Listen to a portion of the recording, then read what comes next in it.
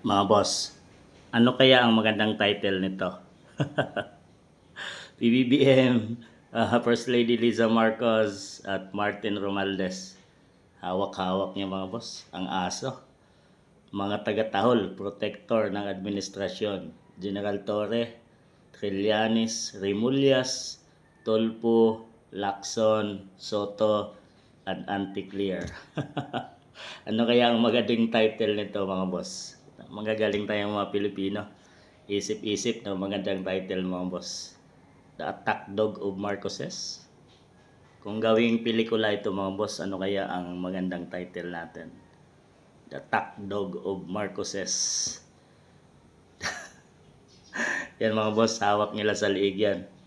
Talagang kung anong sasabihin ng kanilang amo, ay didepensa ang mga taong ito na nasa baba mga boss. Yan ang kanilang trabaho sa administrasyon. Depensahan ang administrasyon ni PBBM. Silang hari ngayon mga boss. At hanggat di natatapos ang taong 2028 ang PBBM administration, so sila ang mga hari ng Pilipinas. At para bang hawak nila ang bansang Pilipinas mga boss. Kung anong gusto nila ay magagawa nila. Kung sinong kakasuhan nila ay makakasuhan nila. At sino ang pagtatakpan nila ay matatakpan nila mga boss. Ano kaya ang magandang title nito? So isip-isip at comment nyo na dyan mga boss.